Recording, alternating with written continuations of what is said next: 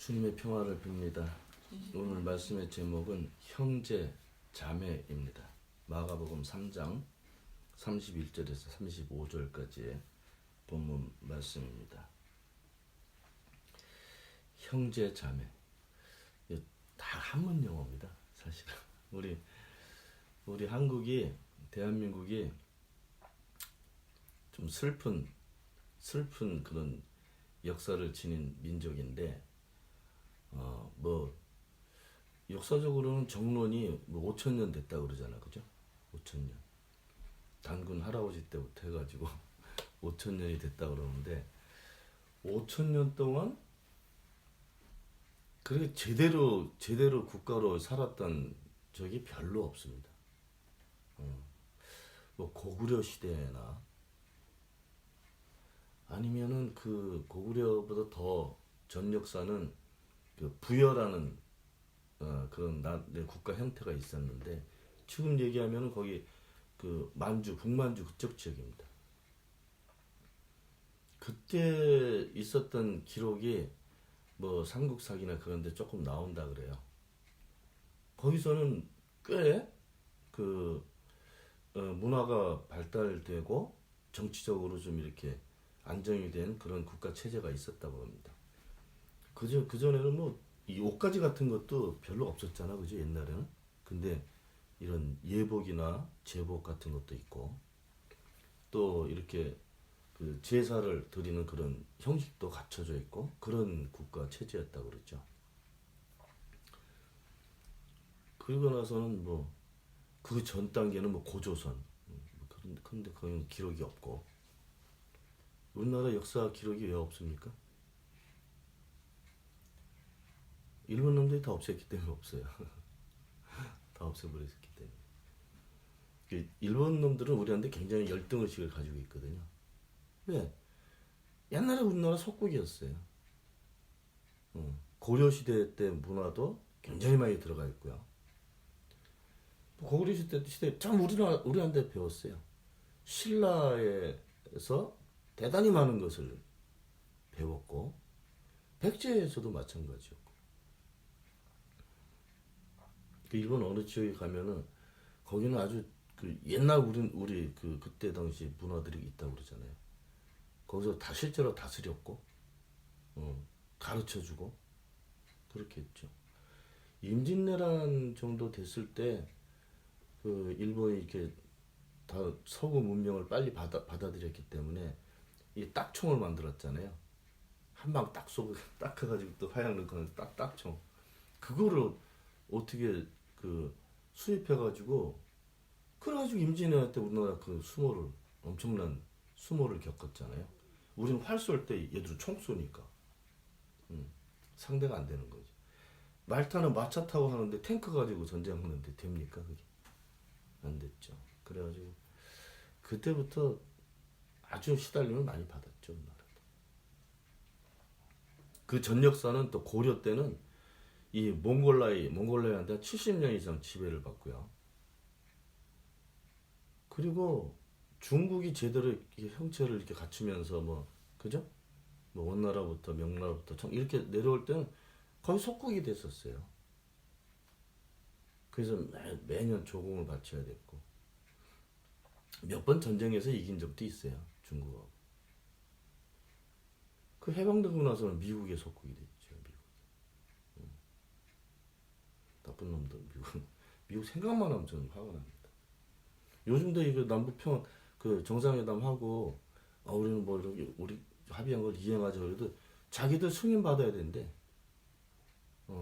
북한도 이제 같이 경제협력도 하고 이렇게 하는데 자기들 승인을 받아야 되는데, 지금도 이게 몰상식한 놈들이에요. 좀 시대가 어느 시대인데 완전히 우리 속국 취급하는 거죠. 전쟁 무기들 다 폐기물 되는 거 다 팔아먹고, 그것 때문에 평화협정 같은 거 안 하려고 그러는 거예요, 미국 놈들. 나쁜 놈들. 딴 데로 빗나갔네. 막 화가 나니까. 여러분들 형제들이 있죠. 형제들이 있어요. 형제는 이게 한문 용어라는 것을 설명하기 위해서 그랬는데 그 예전에는 그 조선 시대에는요. 조선 시대 역사가 600년이잖아요. 조선 시대에는 우리나라 사상이 없었습니다. 사상이 없고 중국 사상을 가지고 우리가 살았어요. 다 책도 중국 책, 논어, 맹자, 뭐 이런 책을 가지고 사서삼경이란 말은 네 가지 책과 세 가지 경전가치 귀중한 책이라는 거예요. 그거를 달달달달 외워가지고 시험을 봐. 그게 과거였잖아요. 시험 봐서 거기 합격하면 관리가 되는 거야. 그 책만 가지고 5살 때 공부해가지고 그 생각만 하면서 정치를 했어요. 우리나라. 세종대왕이 1400 몇 년인가, 연도를 잊어버리기 시작합니다, 제가. 그때 한글을 만들었잖아요. 우리가 쓰는 한글. 한국이 지금도 세계적으로 대단히 그 과학적이고 창조적인 언어인데, 이 한글하고 한문이 섞여 있어, 우리나라가. 형제라는 말을 표현할 수 있는 한국말이 없어요. 자매를 표현하는 말이 있는 것 같아요. 누이. 근데 형과 아우 뭐 이런 표현이 있는데 적당히 표현하는 말이 없습니다. 부모 자식 간은 표현할 수 있죠. 우리 어머니, 아버님. 이건 한국말이야. 그죠? 엄니 이렇게 불러도 하고. 그리고 내 새끼, 내 아들. 이것도 한국말이에요. 근데 부모, 자녀. 이거는 그 중국말이야. 한문이라고요. 여러 가지 이제 그 뜻을 한문은 표의 문자이기 때문에 그 하나하나가 그 의미가 다 있어요. 어미 모자는 이렇게 자궁을 그려놓은 거잖아. 그죠? 그런 식으로. 좀 서글픈 역사이긴 한데 그래서 이렇게 이런 형제 자매 같은 표현이 있는데 우리는 그걸 아주 무의식적으로 이렇게 딱 받아들이죠. 근데 우리 말을 많이 만들어내야 됩니다, 사실은. 한국 사람이 한국말 해야지 무슨 한문을 섞어가지고 써. 근데 그 작업을 하려면 몇 세기가 지나야 될 거예요. 아마 모르긴 해도. 지금은 많은 젊은 세대들이 한문을 안 배우기 때문에 한문의 의미를 한문을 한글처럼 생각하고 있죠. 이거 다 풀어내야 됩니다. 예전에 신라 시대 때는 이두라는 문자가 있어요. 이두. 우리 원래 한글보다 먼저 된 우리말입니다. 그 이두의 흔적이 이런 경상도 지역에는 많이 있어요. 사투리 속에. 근데 이제 우리가 이제 그런 것들을 다 잃어버렸고, 그리고 그 고려하고 일본 놈들 지배를 받으면서 싹쓸이했죠. 일본 놈들이 다 없애버렸죠. 문화건 언어건 뭐 역사건 싸그리 다 없애버렸죠. 그런 서글픈 역사가 있지만 오늘 그래도 말씀의 제목은 어쩔 수 없이 형제 자매입니다. 형제 자매. 형제는 그 남자들끼리의 그 혈육 관계죠. 자매는 여자들 간의 혈육 관계예요. 우리가 지금 이제 혈육을 대단히 중요하게 생각하지 않습니까? 이 가족, 그죠? 피로 맺어진 관계 이렇게, 그죠? 그래서 이제 부모님들이 나를 낳고 내가 또 새끼들을 낳고 그 부모님들은 그 윗 부모들이 낳고 이렇게 해서 계속 족보가 내려오는 거야. 가계도 다 한 번인데 족보도 한 번. 마태복음 보면은 예수님 족보도 있잖아, 그죠? 예수님 족보도 있어요. 뭐 아담부터 해가지고 그냥 쫙 해서 예수님까지 몇 대 이런 게 있단 말이에요. 우리나라도 있어요. 여러분 다 알고 집에 가면 족보 다 있지 않아요? 우리는 예를 들면 우리 문화유씨에 뭐 몇 대 손 뭐 네? 이런 식으로 뭐 풍령 조씨에 뭐 몇 대 가문 뭐 이런 식으로 이 족보 책임을 이렇게 있는 집도 있단 말이에요. 거기 보면 다 세자에 다 나오죠. 이 사람은 누구고 몇 대 조상이고 이 사람 이 관계는 우리 몇촌 관계고 일단은 8촌까지는 다 족보에 넣으니까 책임은 이렇게 되는 집도 있어요. 큰 가문들. 형제 자매, 혈육 관계를 얘기합니다. 법적으로 인정된 혈육 관계. 이건 바꿀 수가 없어. 법으로 지정된 것은 바꿔지지가 않아.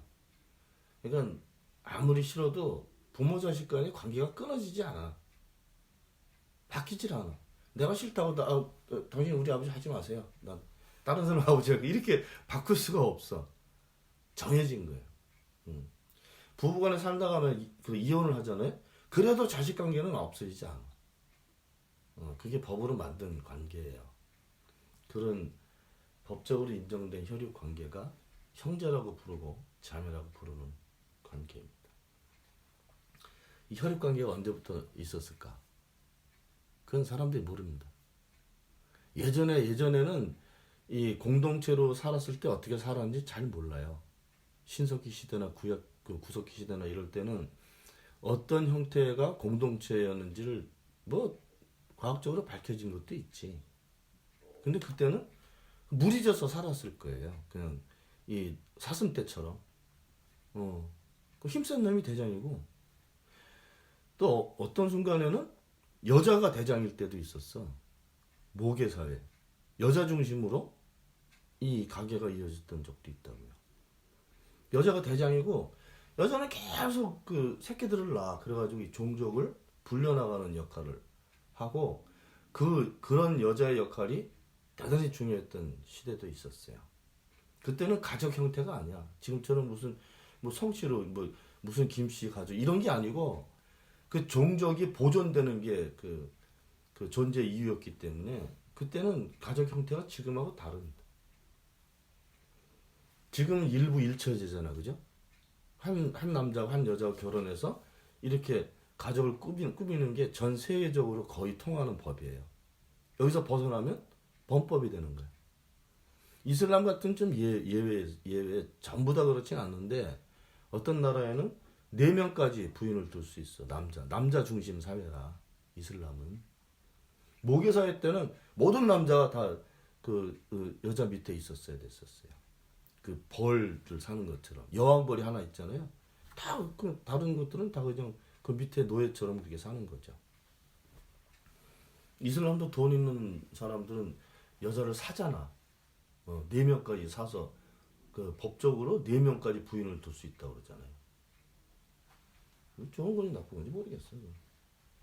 이 집단을 그 가문을 크게 유지하기 위한 방법인 거죠. 사실은. 뭐 형제 자매들이 되게 많겠지. 그지? 우리 집주인도 되게 많다고 그러잖아요. 뭐 어떤 사람 뭐 손주가 10명도 있고 뭐 그런다고 그러잖아요. 예수님께서 형제 자매라는 표현을 쓰셨어요. 거의 여기서 처음이자 마지막입니다. 혈연 관계를 얘기하신 것은 여기가 처음이자 마지막이에요. 근데 형제 자매 그러면 우리는 끈끈한 혈육 관계를 먼저 생각하기 때문에 여기에서 이 관계가 잘 유지되면 아주 정말 좋게 사는 것이고 이게 유지 안 되면 불행이라고 생각합니다. 일반적인 생각이에요. 우리 한국 사람들은 화목이라는 가정이 화목해야 된다라는 표현을 되게 좋아하잖아요. 여러분들 생각해 보세요. 가족이 화목합니까? 왜 그 표현이 나왔을까? 응? 화목하지 않으니까 간절히 화목하길 바라니까 나온 표현이에요. 행복이라는 표현 있잖아요. 행복이 뭔지를 사람들이 모릅니다. 기분 좋은 것처럼 생각해. 근데 그게 상대적일 수 있어요. 행복이라는 것이. 성서적으로 표현하면요. 성서의 인물들이 우리가 생각했던 그런 행복한 삶을 산 사람들이 없습니다. 진짜요. 이상적인 그 삶이라는 것을 대부분의 사람들이 어떻게 생각하는가 하면 고생하지 않고 넉넉하게 경제를 활용할 수 있고, 그죠? 가족들이 병 안 들고, 우리 가문이 파괴되지 않고, 내가 계획한 목적들이 잘 이루어지고, 응? 그죠? 그렇게 살면 행복할 거라고 생각하면서 사는 거예요.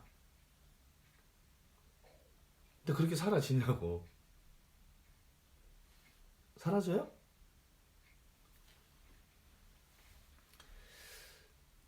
우리 집안을 얘기할게요. 우리 집안은 화목한 적이 없습니다. 어. 우리 아버님이 목사님이었어요. 40년 가까이 목회를 하셨던 목회자 가정이거든요.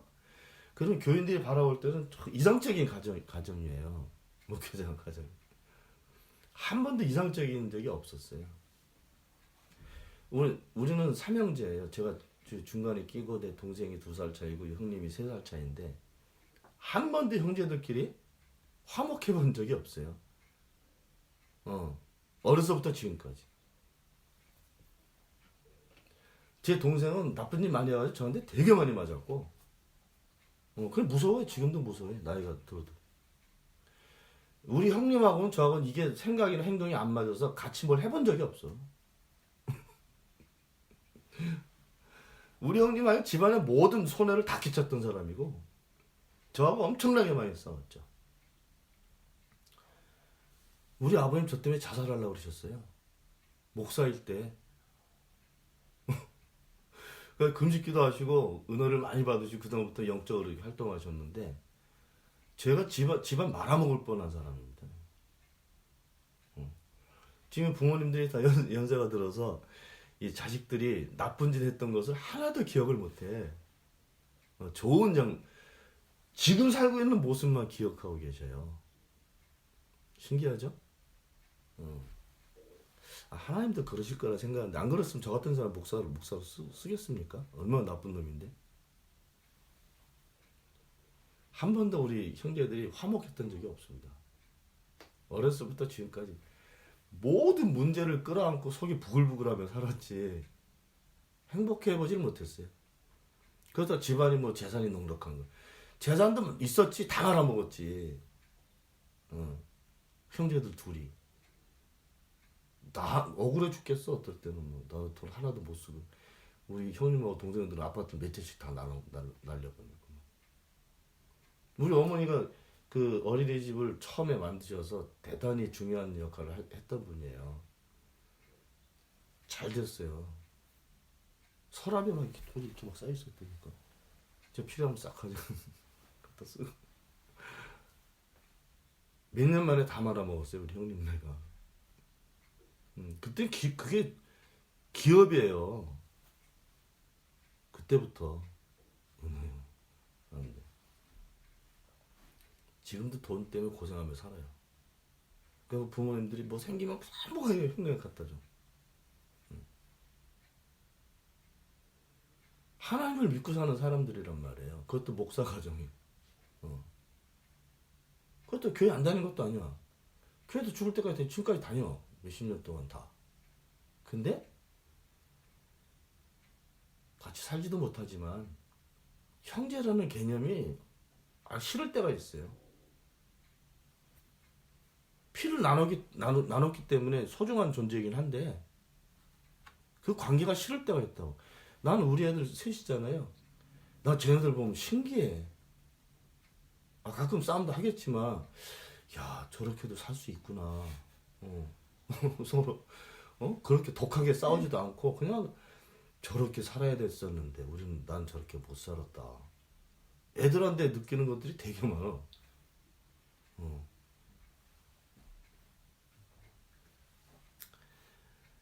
행복이라는 개념은요 상대적인 개념입니다. 아브라함이 행복했을까 행복하지 않았을까 각자의 해석 따라 다를 수 있습니다. 부정적으로 생각하면 아브라함은 고향을 잃어버린 사람이야. 그죠? 뭐 90 넘도록 새끼가 없어. 그 당시에 자기 자식이 없다는 얘기는 이거는 세상에서 인정도 못 받고 이건 망한 인생입니다. 망한 인생. 대가 끊긴다는 거. 우리나라도 그 족보 되게 중요하기 때문에 가문의 전통을 형님네가 아들을 못 낳잖아요. 그럼 동생이 아들을 형님한테 양자로 보내. 그래서 대를 잇게 만들어. 그렇게 중요해요. 이게. 안 되면 우리나라 사람들이 옛날에 자기 부인이 아니고 다른 여자를 얻어서 거기서라도 새끼를 낳았어. 괴상한 전통이긴 하지만.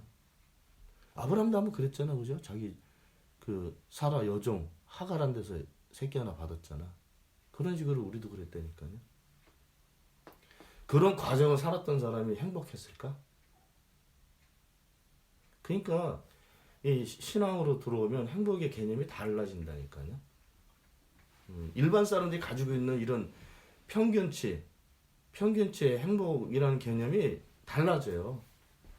근데 사람들이 그걸 몰라요. 교회를 다니면서도. 여러분도 처음 들었을 거예요, 아마. 예수님이 행복하셨을까? 불행하셨을까? 여기에 답을 해야 됩니다. 근데 우리는 믿음이 좋은 사람들이니까 예수님은 행복했을 거라고 생각하는 거 아니에요? 사람들이 생각하는 행복의 개념으로 보면 예수님은 폐인이에요. 스스로도 그렇게 표현하죠.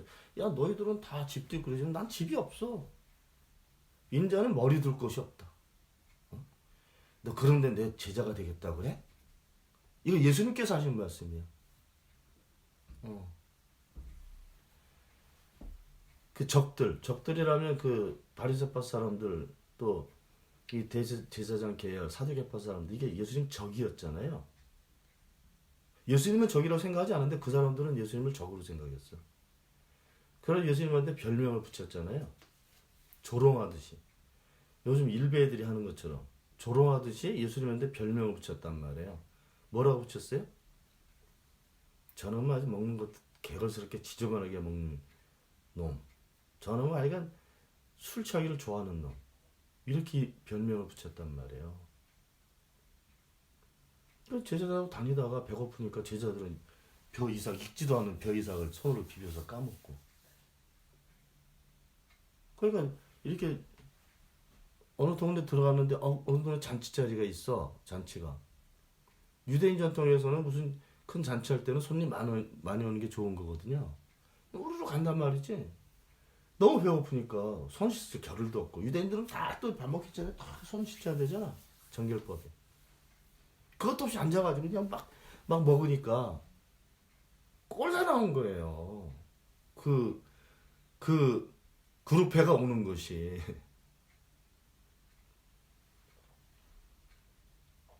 성서를 읽으면 굉장히 많은 사람들이 예수님 존경하고 좋아서 쫓아다니는 것처럼 기록되어 있지만 다른 면은 그런 면이 있다고요. 집도 없었어. 베드로 장모가 해준 거처 그 집이었는지 그 방 하나였는지 뭐 지붕만 있는 뭐 움막이었는지 어떻게 합니까?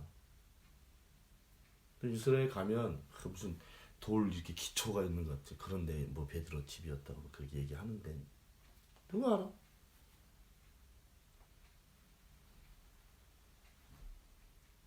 행복하지 않았다고요. 일반 사람들이 생각하는 기준에 보면.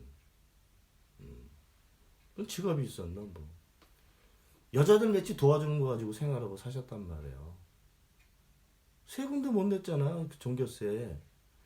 반세계를 낼 돈이 없었다니까요. 예수님이. 근데 뭐가 행복해? 지금 싫어하면 노숙자죠. 뭐가 행복해? 신앙 안에서는 사실 행복, 불행 이런 기준이 사실은 없습니다. 근데 사람들은 그 이상에 아주 빠져 있는 거지. 형제 자매라는 관계도 똑같은 거예요. 이건 끈끈하고 아무 문제 없고 정말 서로 의지하고 도와주고 모두가 잘 살고 건강하게 살아야 좋은 거다 생각하는데 그렇던 적이 한 번도 없다니까. 역사상 없어요. 그런 적이. 성서에서는 다윗 압살롬이 반란 일으키잖아. 자기 아들인데. 아니에요? 제가 가족관계를 깨려는 게 아니라 이 상황을 직시하고 살아야 됩니다. 여러분들 가정 살펴보세요. 정말 눈물 나도록 행복했던 적이 몇 번이 있는가? 없어요. 이게 현실입니다. 그럼 우린 다 불행한가? 신앙 안에서는 행불행이 없다니까. 없어요. 사람들이 만든 기준이. 왜 행복한 걸 생각해요? 제가 자주 쓰는 표현이잖아요. 행복하지 않기 때문에 그게 이상형이 된 거예요. 중국 사람들 왜 도사 이렇게 도사를 좋아해요? 응? 뭐 이렇게 돈 주는 고양이를 좋아해요? 너무너무 고생하고 살았으니까. 중국이 근대화된 거는요 2, 30년밖에 안 돼요. 70년대만 해도 땅거지들이 살았단 말이에요 거기. 모택동이 그 공산당 끌 때는 땅거지들이었어요. 요즘 들어 조금 이렇게 개발된 거죠.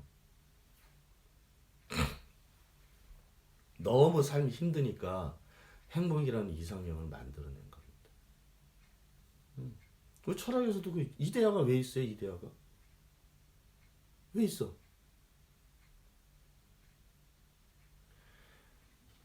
거기 살면 정말 행복할 것 같은 거야. 현실이 너무 힘드니까. 아무리 진보적인 사가 정반합 이렇게 뭐 해도 그 목적은요 좋은 거라니까요. 좋다는 개념은 사람들이 만들어 놓은 개념이란 말이에요. 좋다 나쁘다는.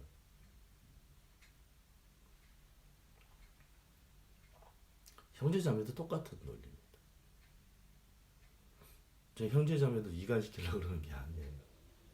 아 우리는 괜찮은 집안인데 그럼 우리 내가 생각이 잘못됐나? 그럼 우리도 행복하지 않은 가정인가? 이렇게 사과하라고 얘기하는 게 아니라고. 신앙 안에서는 그 구분이 달라집니다. 저는 제 개인적인 고백이지만 우리 남자 형제들 둘보다 여러분들이 더 가까워요. 정말입니다 이게. 그리고 제가 함부르크에 있으면서 거의 뭐 수많은 사람들 한국 사람들 알잖아요. 그죠? 지금도 알아. 제가 행사 나타나면 저 모르는 사람은 없을 거란 말이에요. 그 사람보다 여러분들이 더 소중하고 더 가까워요. 여러분들이 머릿속에 생각을 할 거예요. 왜 그러지? 이유가 어디 있을까? 우리가 오래 같이 신앙생활을 가족처럼 했기 때문에 그런가? 별 말풍선이 막 뜰 거란 말이에요. 거기에 대한 답을 드리려는 거예요, 제가.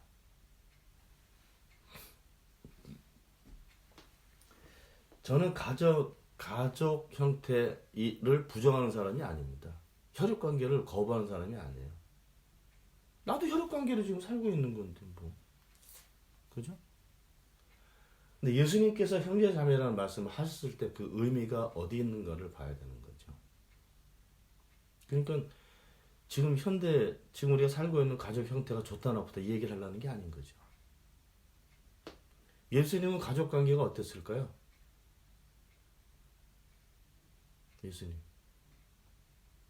예수님 아버지 요셉은 나이가 많았단 말이에요. 근데 엄마 마리아는 그렇게 많지 않았어요. 요셉이 더 나이가 많았어요. 예수님이 형제가 있었어요? 없었어요? 구테프하게. 몇 명이 있었어요? 몰라요. 그런데 오늘 본문을 보게 되면 예수님의 형제들이 예수님을 찾아와요. 예수님이 장남이었겠지. 아니면 요셉이 만약에 그 전에 마리아와 결혼하기 전에 만약에 결혼을 했었다 그러면 나이 많은 형제도 있었겠지. 거기까지 밝혀지지 않았어요 지금까지. 오늘 본문에 보면 형제들하고 누이가 등장해. 그럼 여자 형제도 있었다는 얘기잖아. 밝혀지지 않았어요. 어떤 사본에는 이 누이라는 표현이 없기 때문에. 몇 명이었을까? 어떤 신학자는 6명이다 그러기도 하고 5명이다. 여러 가지 학설이 있어요. 확인된 적이 없다고요. 근데 예수님의 사촌들은 확인이 됐지, 그죠? 엘리자벳에게서 난, 그죠? 요한, 뭐 야고보 이런 사람들은 사촌 관계지. 근데 예수님의 친동생 중에 야고보라는 사람이 있었다 그래. 이건 거의 정설이에요.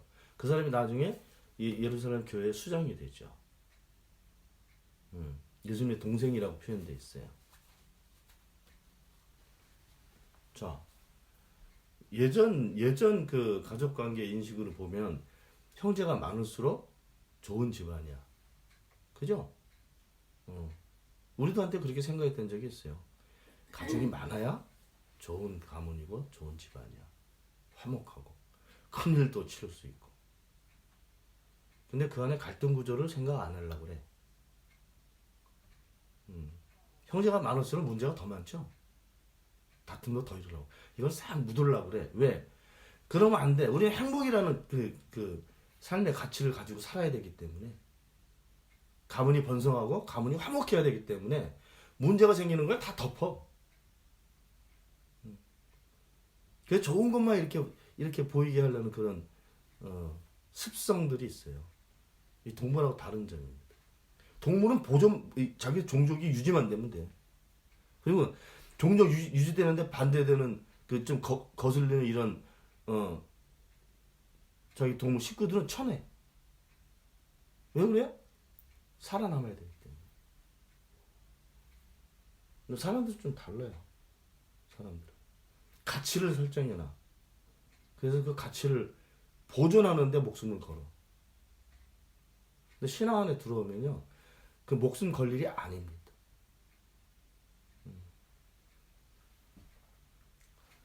이 교회가 타락하니까 어떤 타락이? 명성교회가 지금 뜨고 있잖아요, 아주. 응? 실감 1위야 1위 그냥. 뜨고 있잖아요. 말 바꿨어요. 대법원 판결을 바꿨어.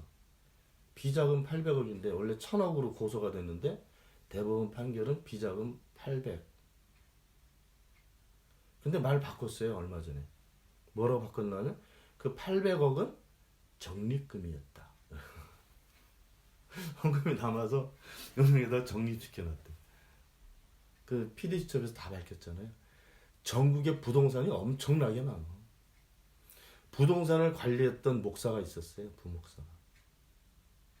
제주도에서 교통사고로 죽었어. 그 적립금이라고 하는 그 적립금을 관리했던 장로가 자살했어. 명성교회.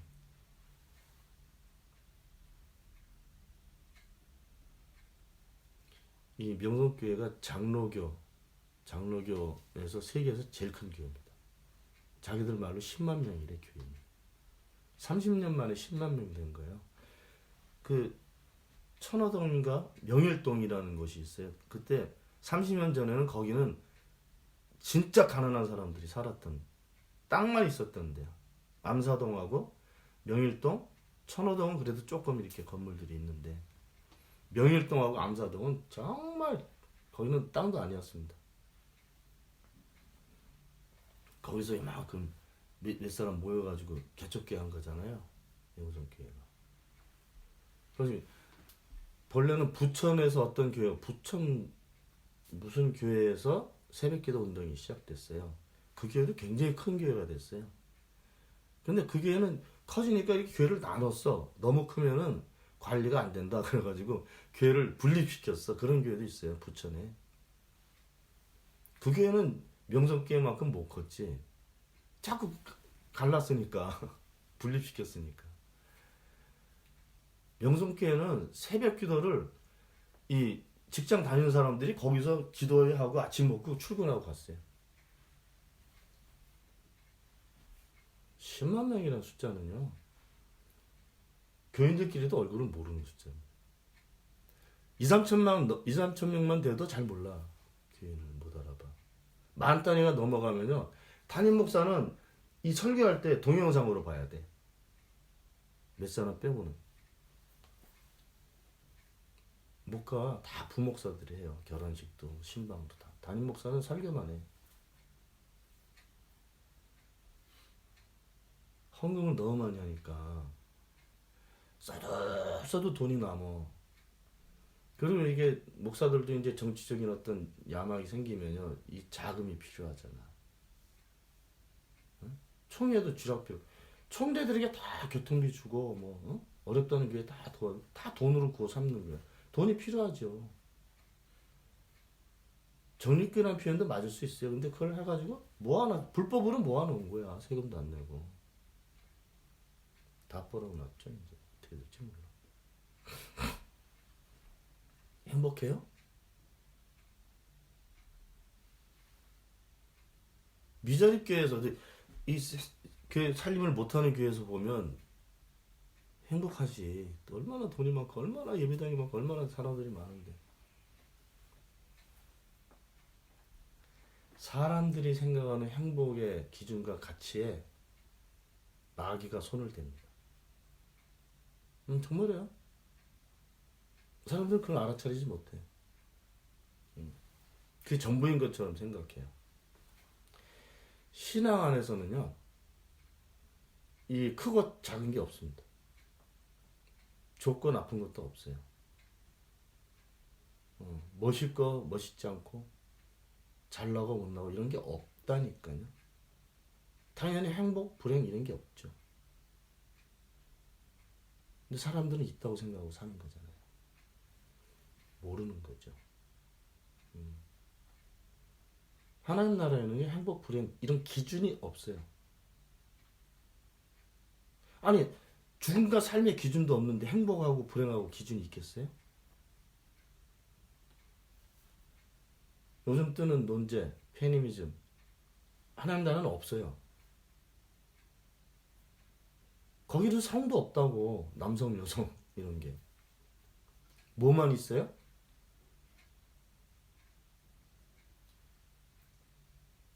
하나님의 계획만 있어요. 그 계획이 뭔지를 알아차려야 되는 거잖아요. 우리는 알잖아요. 근데 그죠? 하나님의 계획이 뭐예요? 이거는 하나님께서 이렇게 돼야 된다고 계획, 이렇게 단계적으로 뭘 하시는 게 아니에요. 사람들을 알게 하시는 계획이에요. 하나님 사람들을 깨우치시는 방법이 여러 가지가 있어요. 그 살아가는 데 맞춰서도 몇만 가지가 있을 수도 있어요. 평생에 걸쳐서. 근데 그렇게 하시는 이유는 딱 하나밖에 없어요. 그게 뭐예요? 네가 누구냐? 네가 누구야? 그걸 알게 하시는 거. 왜 하나님의 형상으로 만들었다고 표현했어요? 그것도 한문 용어라 사람들이 잘 이해를 못하는 거지. 정말 가깝게 표현하면 하나님처럼 만드셨다는 얘기예요. 하나님 누구예요? 하나밖에 없는 분? 봤어요? 어떻게 생기셨어요? 봤어요? 근데 어떻게 믿어요? 그러니까 알려주시는 거예요. 성령의 역할은 우리가 잘 모르고 있는 걸 알게 해주시는 역할이에요. 예수님께서 말씀하시기를 내가 가면 보혜사라는 성령이 오는데 그 성령은 진리를 알게 하시는 겁니다. 진리가 뭐예요? 이건 빌라도가 예수님에게 했던 질문이에요. 진리가 무엇이냐? 대답 안 하셔요. 예수님께서. 왜? 모르니까. 그거 설교하실 이유가 없는 거지. 진리가 뭐예요? 그 진리가 삶입니다. 생명. 하나님 계획은 그 하나밖에 없어요. 사람들이 모르고 있는 것을 알게 하시는데 그게 뭔가 너는 이런 막대기나 책상 이런 게 아니고 너는 살아있는 존재야. 이게 하나라고요. 하나님 나라 비유를 여러분들이 가서 시간 나시면 한번 쫙 읽어보시기 바랍니다. 하나님 나라 비유에서 가치를 표현한 비유도 있어요. 예를 들면 땅에 묻힌 보화, 그죠? 진주 이런 거. 다른 의미도 있어요. 겨자씨 비유. 기억나죠? 겨자씨 여기 어디 있어? 안 보여. 이 깨, 우리 참깨 있잖아요. 그거 10분의 1도 안 돼요. 어떤 작은 거는. 땅에 떨어지면 보이지도 않는다고요. 모래하고 섞여서. 근데 고기 하나 땅에서 뿌리를 내리면 싹을 탁 돋잖아요. 그 생명의 신비로움은 정말 우리한테만 있는 게 아니라 식물한테도 있어요. 그거 100년 지나도 싹 터진다니까. 딱 말라 있어. 죽었잖아. 말라 있어야 돼. 완전히 안 그러면 썩으니까. 그러니까 이 식물들 본능적으로 이 씨를 다 말라 있어요. 그래서 딱딱하게 싸져 있고. 왜? 보호돼야 되니까. 이게 땅에 들어가서 이게 온도하고 습도가 맞으면요, 그 딱딱한 걸 뚫고 진짜 연한 싹이 나오잖아요. 그리고 돌 섞여 있고 이런 흙을 뚫고 나오잖아요. 이게 여러분들 새싹 아시죠? 얼마나 연합니까? 이게 뚫고 나와서 다른 세계로 나와. 겨자씨 비유하면 여러분들 이렇게 커져서 나중에 뭐 새들이 와서 깃든다. 이 그림을 보잖아요. 근데 본래는 이 씨에서 뚫고 나오는 새싹의 그 모습을 먼저 봐야 됩니다. 그게 생명의 모습이기 때문에. 이 생명에는 방해될 것이 없어요. 딱딱, 호두 이렇게 딱딱하면 이거 이빨로 안 깨지잖아요. 망치로 쳐야 깨지잖아요. 아니에요? 이거를 뚫고 나온다니까요. 우리는 싹이 어디 있어요? 우리는 새끼 나는 것만 생각하잖아. 지금 살고 있잖아요. 근데 우리 싹은 뭐예요? 그게 눈에 보여주는 새싹 같은 건 아니지만 굉장히 여린 것 같지만 이 영적인 능력이 계속 발산되고 있는 거죠. 이건 막을 게 없어요. 그러니까 그게 땅을 뚫고 올라와가지고 이게 뭐지? 뭐가 생겼네? 그러고 났더니 좀 있다 보니까 막 이따만한 나무가 된 거예요. 온갖 종류의 새들이 거기서 깃들어 살게 되는. 마지막 장면이니까 뭐예요? 살아있는 모습이죠. 그게 하나님 나라라고요. 그러니까 처음에 시작할 때부터 결론까지가 다 살아서 빠글빠글 움직이는 모습인 거예요.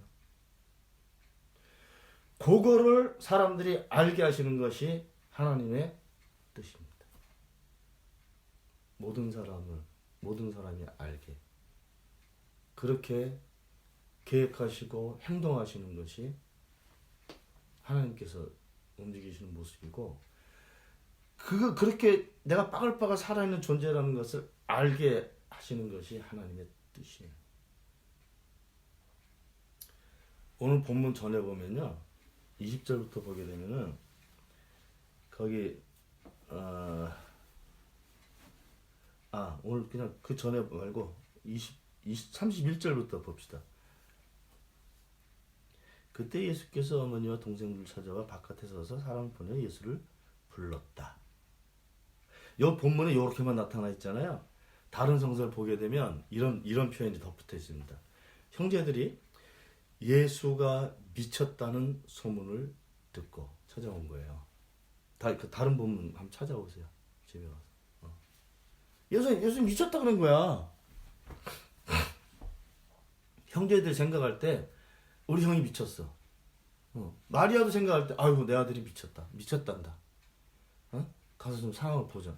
그래서 온 겁니다. 이 가족이 행복해요?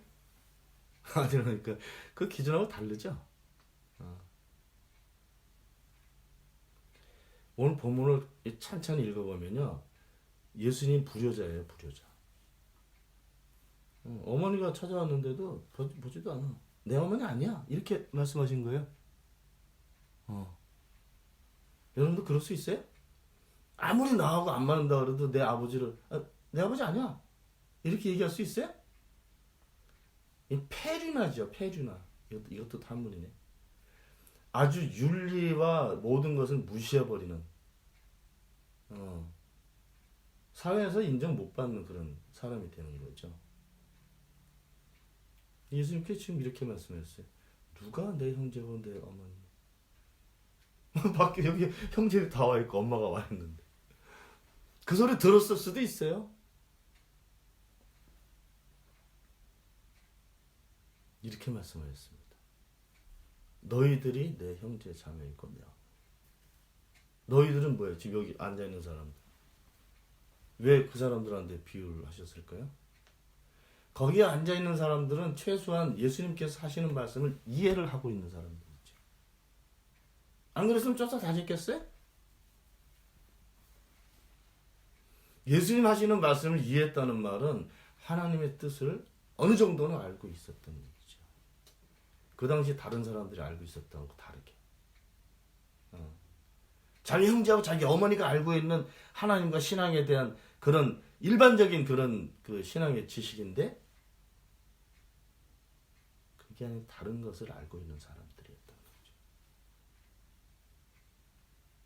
너희들이 내 형제 자매다. 그리고 하신 말씀 누구든지 하나님의 뜻을 행하는 사람이 내 형제고 내 자매고 내 어머니. 여기서 하나님의 뜻을 봉사로 이해하면 안 됩니다. 선교나 봉사가 아니라고. 선교 봉사 안 해도 돼요. 안 해도 돼. 선교한다고 하면서 돈 벌어가지고 타락하는 거잖아요, 교회들이. 아니야? 바깥쪽은 다 선교야. 그럼 뭐 아프리카에 학교 져준다. 나무를 짓거든요. 몇천 달러면 져. 광고 교회에다가 거기다 무슨 신학교를 졌다. 벽돌 몇 장 가지고 건물 올리면 되는 건데. 학교 같은 건 정말 이렇게 지금같이 이렇게 뚝딱뚝딱 나무를 져버려요. 그리고 우리 학교에 몇 개를 졌다고. 교인들은 그냥 아멘 그 헌금하고. 하나님의 뜻입니까? 선교가? 교회 봉사가? 헌금하는 게? 예수님 돈 없어서 헌금 못 하셨을 거예요. 반세계 세금도 못 내는 분이 무슨 헌금을 했겠어? 교회에서 얘기하는 바깥으로 내건 간판 같은 그런 전략들이나 구호들은 다 가짜입니다. 하나님 뜻 아니에요. 예배당 뭐 3천억 들여 짓는 게 하나님 뜻이라고? 그런 그 개소리예요, 그거. 하나님 모욕하는 발언입니다. 하나님 뜻은 뭐예요? 예수님의 어머니 마리아도 몰랐다니까요. 그래서 예수님 어머니가 못됐어요. 오늘 본문을 보면 예수님이 형제자매가 못됐다니까? 자격 미달. 왜? 하나님 뜻이 아닌 것을 하나님 뜻으로 알고 살기 때문에. 예수님 말씀은 하나님의 뜻을 행하는 사람이 내 형제고 내 자매고. 폭탄 선언이죠. 근데 맞는 표현인 거예요. 부모들 거부하는 얘기 아닙니다. 신천지는 그렇게 했을 거야. 부모들 거부해. 이거 가짜니까 섞이면 안 돼. 저는 아니에요. 부모는 부모, 형제는 형제지. 그렇죠. 예수님께서 하신 말씀이 무슨 뜻인지를 알아야 되는 거죠. 이 가문을 거부하는 표현이 아니잖아요. 하나님의 뜻이 뭡니까? 제가 수도 없이 반복하지만 내가 바닥바닥 살아있다는 것을 알게 하시는 것이 하나님의 뜻입니다. 그걸 아는 사람들이 하나님을 알게 돼 있어요. 그걸 아는 사람들이 하나님처럼 창조된 사람들인 거예요. 성경을 100번 다 달달달 외워도 소용없습니다. 여러분들이 그걸 알고 있다면 여러분들이 하나님의 뜻으로 사는 사람들이에요. 그러니까 형제 자매가 되는 거죠. 식구가 되고. 그냥 우리끼리만 뭐 좋은 표현으로 하는 게 아니라니까요. 우리는 피를 나눈 적이 없습니다. 우리 애들은 막 그런 관계로 이렇게 형성된 그런 그룹회가 아니에요. 우리가 이렇게 살게 된 것은 우리가 계획해서 된 것도 아니에요. 이거는 같이 알게 된 거예요. 알게 되니까 살게 된 거예요. 이렇게 살아야 돼. 이렇게 목적을 정한 적이 없다니까요. 우리는 없어요. 재산을 공동으로 소유한다고요? 어떻게? 그렇게 살잖아요. 왜? 재산이라는 것이 나한테 그렇게 큰 의미가 없기 때문에. 필요한 거 같이 나눠 쓰면 되는 거지. 네 거 내 거 돈 크기 가지고 그렇게 나누면서 살아요? 하나님 나라는 돈이 없어. 적립금도 없다니까요. 그렇게 소중하게 생각하는 부동산도 없어요. 거기는. 이 땅에 살 때는 좀 편리하게 살 수 있지만 그게 내 삶의 가치와 목적이 되면 안 됩니다. 그게 불어나는 것을 하나님 뜻으로 이해를 하게 되면 그 마귀 새끼예요. 안 돼, 그거는. 돈은 생기면 쓰면 돼. 거기까지만 하면 되는 겁니다. 하나님의 뜻을 아는 사람들은 그렇게 살 수 있어요. 돈을 무서워하지 않는다고. 어떤 필요할 때는 아쉽긴 하지만 돈은 무섭지 않아요. 왜? 있으면 편리하고 없으면 좀 고생하는 거 그거밖에 없어.